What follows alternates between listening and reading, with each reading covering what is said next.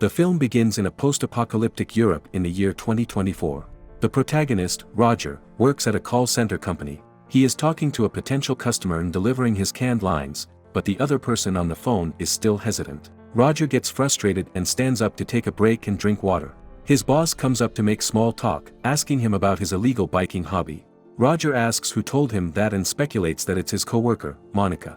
The boss changes the subject and tells Roger that he used to be a skydiver when he was younger. Roger rides his bike home on a rainy evening. When he arrives at his apartment, he sees his girlfriend, Anna, talking to someone on the phone. Roger asks her about the phone call, and she reveals she is talking to her friend Carl. Roger gets agitated and tells Anna that Carl's hairstyle is stupid. He makes a point that dreadlocks are not appropriate hair for someone who is from Finland. Anna tells Roger that not everything is a conspiracy against him. She points out several instances of Roger overthinking. Later that night, Roger struggles to sleep. He hears a voice talking to him, and he becomes alarmed, but he falls asleep eventually.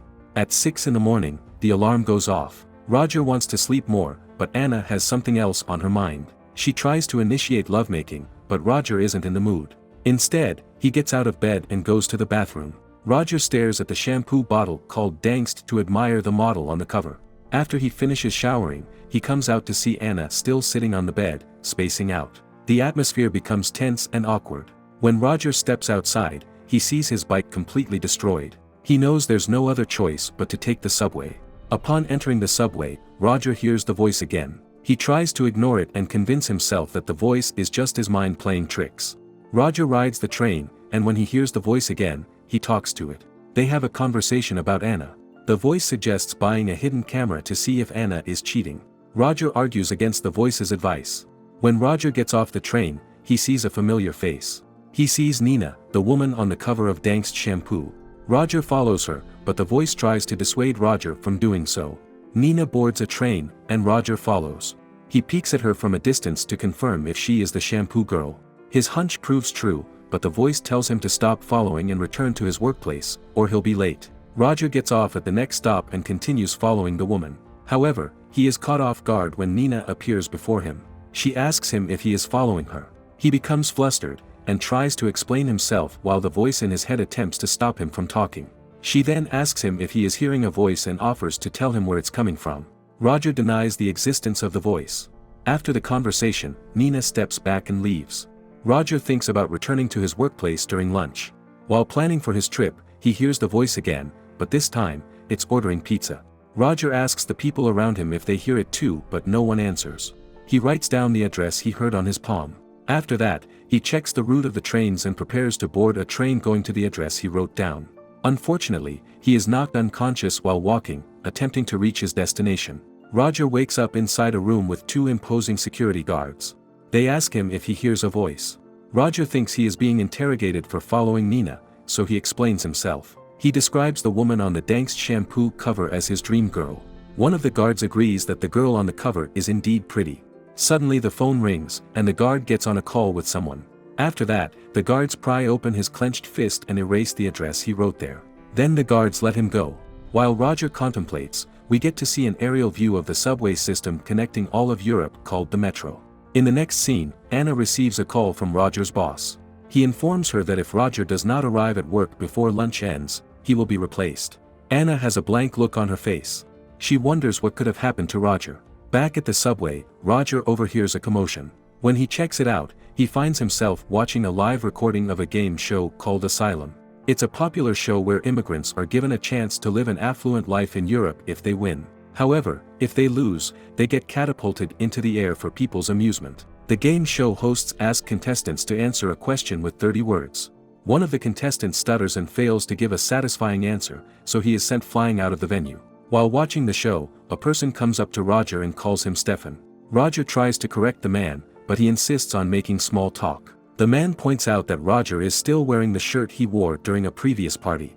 After that conversation, Roger spots Nina from a distance and follows her again. The voice keeps telling Roger not to follow, but he never acknowledges it. Nina boards another train, but she leaves her bag behind. Roger quickly gets the bag and boards the same train she is on. Nina goes inside the headquarters of Dangst. Roger attempts to follow her, but the security personnel stops him. He tries to tell the personnel to give the bag to Nina, but the guard declines, citing that doing such a thing is not part of his job. The same personnel receives a call informing him to allow Roger inside. Oddly enough, Roger didn't have any issues entering the company building. Roger and Nina find themselves listening to a speech given by Ivan Bon, the owner of Trex, which is the company that built the metro. He is also the CEO of Dangst. Roger asks Nina what's going on and she proceeds to point out prominent political and business figures in the crowd. Ivan spends time enumerating the achievements of his company. After that, he demonstrates the secret effect of the Dangst shampoo. One of the guests is subjected to an experiment. After placing the shampoo on him, he is asked to sip a cup of coffee. To everyone's surprise, Ivan proceeds to tell the crowd what the guest is thinking. He then asks the guest to sip the coffee again. This time the guest exclaims that he could hear a voice in his head telling him that the coffee is good. Roger's phone suddenly rings. Ivan glares at him from the podium, so he apologizes and turns off his phone. Nina uses that as an opportunity to ask Ivan a question. She asks if the shampoo could be used to manipulate people, getting them to perform unspeakable acts that they otherwise would not do. She gives the example of a young girl being manipulated to do sexual acts. Ivan gives a placating answer, suggesting that tools are just tools and may be used by both good and bad actors. A security personnel comes up behind Nina and asks her to leave the premises. She complies, and Roger follows her outside the company building. Outside, Roger asks Nina about the voices. Nina points out that Roger had lied to her when she previously asked him about the voice in his head. She then provokes him, asking him if he can handle the truth. After that, Nina brings Roger to a large factory where Dangst shampoo is manufactured. One of the guards denies them entry, but the other guard points to the billboard. The guard that stops Nina realizes who she is and lets her in. Roger tags along. Inside the facility, Roger sees a large pool filled with Dangst shampoo. The voice in Roger's head starts talking to him again. He gets angry and starts yelling, asking the voice to reveal its identity. Roger starts threatening the voice, saying that he'll report the incident to the media or the authorities. Nina tries to calm him down. She tells him that the voice in his head controls the authorities and the media. Roger becomes even more frustrated and heads to a corner. He breaks open a glass box using an axe and pulls a lever inside it. The alarms at the facility start ringing, and the pool filled with shampoo slowly drains. Nina and Roger try to escape the facility. Behind them, the pool that was recently drained refills with shampoo again. On their way out, they see the factory workers doing their job, filling shampoo bottles. Roger stares at the sight before him and asks Nina if there is something else they can do to stop the production of Dangst shampoo. Nina tells him to keep quiet and reminds him that the company is listening to his thoughts. Back at the Dangst headquarters, Stefan's screen goes static. He loses control of Roger's thoughts. He turns to his co-worker and asks her what to do in a situation like that. The woman questions whether Stefan is misreading the situation. She tells him to talk to a person named Ralph Parker. The scene cuts to Ralph Parker smoking while observing various monitors. One monitor shows Stefan's face. Ralph seems to be deep in thought, contemplating something. We return to Roger and Nina, both hitching a ride on the back of a van. Roger tells her that he had a dream with her in it. He explains that in the dream, there was a crimson parrot that flew away. Nina tells him that she did have a parrot just like that, but it never flew away. The conversation shifts to their plan to take down Dangst. Nina tells Roger that she can get rid of the voice permanently as long as he follows her plan. Roger expresses his anxiety about the situation, saying that he never expected an ordinary person like him to get involved in such a crazy situation. Roger and Nina arrive at the subway. Stefan gets inside Roger's head again, and tells him to stop following Nina. The voice tells Roger that Nina is a virus, but Roger ignores him. Stefan becomes desperate once he sees Roger entering a train headed to the Dangst headquarters. He reveals his identity to Roger and proposes they meet. However, Stefan asks Roger that Nina must not be present during their meeting. Roger tells Nina what Stefan is saying, and she responds by telling him to reject the offer. She tells Roger that he has to trust her. When they get off the train, Nina tells Roger to wait for her at one spot. Stefan tells Roger to follow her instead. Roger follows the voice and eavesdrop on Nina. He hears her having a conversation with someone, talking about Stefan's offer to meet Roger. After that, Roger makes up his mind and decides to take up Stefan on his offer. When Nina returns to the spot where Roger was supposed to wait, he is gone. Back at Ralph Parker's office, he inspects a paper with Stefan and Roger's information and proceeds to put it in a shredder. Ralph goes to Ivan Bond's office and tells him about recent events. The scene cuts to a scene of someone being blackmailed into signing important documents and another scene of a woman's corpse being sealed. Ivan Bond asks Ralph to explain what happened during his speech. He wanted to know why Nina was there and if she wanted more money. Ralph tells Ivan that he can't buy his way out of the situation again. Ivan gets irritated and asks Ralph to watch his mouth. Afterward, Ivan asks Ralph if the preparation for an upcoming meeting is ready. Ralph reassures Ivan that everything is ready and things will go smoothly. Ivan asks one last question, whether there will be nudity, and Ralph responds with a yes. The scene goes back to Roger in a discreet location. Stefan comes up behind him and asks him if anyone is following him. Roger begins asking about Stefan's identity, but the latter only gives vague answers. Stefan tells Roger to go home and forget everything he knows. He reassures Roger that he won't be killed if he goes home. Roger continues to ask why such a problem is happening to him even when he is just an ordinary guy. He also asks why Stefan wants to save him. Stefan responds by revealing that he grew fond of Roger because of their similar appearance. The topic of the conversation shifts to Nina. Roger tells Stefan that Nina promised to help him remove the voice in his head. Stefan then asks Roger if he knows who Nina really is. Stefan suddenly reveals that Nina is Ivan Bond's daughter, and he suggests that Roger asks her if he doesn't believe him. The conversation ends, and Stefan walks away, leaving Roger shocked. Nina finds Roger and asks him where he went. He responds by telling her that he needs to go home. Roger stutters and tries to come up with an excuse. Nina steps closer to Roger and uses her charm to make him feel guilty. She tells him that she needs him more than he needs her. Roger is at a loss for words as Nina holds his hand. The scene cuts to a hotel room. Nina is on the bed, still clothed, and the scene implies that the two are about to make love. Before doing so, Roger goes to the bathroom to wash up and make a phone call. Roger tries calling Anna, but she does not answer because she's in the shower. Nina calls someone and updates that person about what she's doing. Shortly after, Roger comes out of the bathroom and sits on the bed. Nina asks Roger if he thinks she's cool, then proceeds to strip. The two make life, but the power goes out in the middle of their activity. Roger freaks out and reveals to Nina that darkness gives him anxiety. He suggests stopping what they are doing and heading in separate directions. Nina puts her clothes back on and starts to leave. Before doing so, Roger reveals to Nina that he knows her true identity. The two head out of the hotel, not speaking to each other.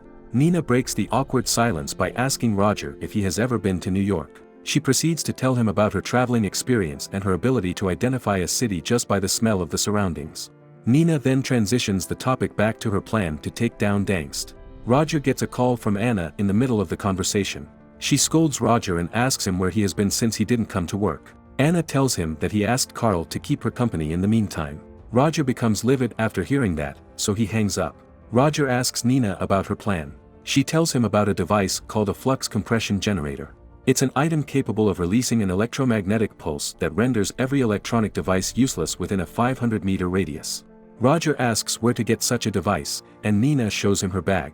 They discuss planting the device inside Dangst headquarters to wipe out their system. Nina and Roger steal a nearby scooter and head to their destination. On their way, Roger sees the Eiffel Tower and comments on how big it actually is. Back at the Dangst headquarters, Stefan arrives at his desk. Ralph Parker is waiting for him and asks him about Roger.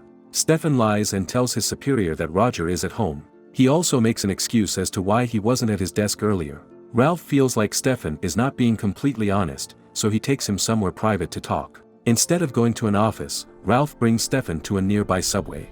Behind them, Nina and Roger follow stealthily. While smoking, Stefan confesses to Ralph, telling him that he met Roger. Ralph responds by commending Stefan's decision. Stefan is surprised by this reaction. Ralph laughs and looks at his watch as he continues to converse with Stefan. Then, he suddenly pushes Stefan, causing him to fall into the train tracks just as a train passes by. Nina sees what Ralph did and walks back to Roger, who is standing further back. Roger asks what happened and who Ralph is. Nina hides the details of what transpired but tells Roger about Ralph's identity, which is head of security for Ivan Bond's companies. Roger also tells Nina about his prior meeting with Stefan because he's worried that Stefan might report them. Nina reassures Roger that that won't be the case. Nina points out that Roger and Stefan look alike. She suggests that Roger pretend to be Stefan to infiltrate the headquarters and plant the flux compression generator. She gives Roger Stefan's ID card and tells him to go inside. Nina goes over the plan using a map. Roger has to go to the 16th floor and plant the device on Stefan's deck. After that, he has to go to the nearest bathroom and wait until chaos ensues. Roger goes inside the headquarters and executes the plan. He has no trouble passing through security since people think he is Stefan. Roger arrives at Stefan's unkempt desk and pokes around. He puts on the headpiece and activates the console, only to hear his own thoughts. Roger suddenly spots Ivan Bond in front of him, giving a tour of the facility to powerful people. Roger hurries up and puts the device disguised as a Hello Kitty doll on the desk. Roger presses the doll's belly button to turn it on, just like Nina said. Ivan continues to demonstrate the headquarters function to his guests. He asks one of the employees to turn on the camera that is planted in one of the subjects' homes. He reveals that each home is monitored through a camera inside a television. One of the guests asks if they can manipulate the person on the screen to undress. Roger opens the other screen on the desk to see what's happening in his home. He sees Anna's friend Carl sitting on his bed. He then takes his phone and tries to call Anna, but Carl picks up the phone and declines the call. Anna steps out and asks if that was her phone that rang, but Carl lies and tells her it was the TV. She sits down, and Carl gives her a massage. She talks about Roger, wondering when he'll come home. Meanwhile, Carl tries to seduce her. Carl then turns off the television, cutting off Roger's view of the situation. Ivan Bond and his guests arrive behind Roger to continue his demonstration. Roger quickly turns off the smaller monitor to avoid getting caught. However, Ivan suddenly questions why both monitors are turned off. One of the guests asks a question regarding how the company can see through a person's point of view. Ivan plucks a strand of hair from Roger and explains to his guests that the shampoo contains microchips that embed in a person's skull. That's the reason they can access their vision and thoughts. Ivan returns to the matter at hand after answering the question. He asks Roger about the situation. Roger answers by saying he doesn't know. Ivan takes the headset from him and listens. All Ivan could hear was Roger chanting the word nothing over and over.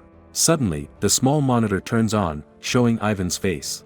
The older man puts 2 and 2 together and figures out that Roger is actually the person in front of him pretending to be Stefan. Roger picks up the fish tank on the desk and runs. Ivan asks his security team where Ralph is and yells at them to chase Roger. Roger navigates through dark alleys and attempts to escape the security guards chasing him. He goes through a fire exit and descends using a ladder. The security guards take a while to spot him.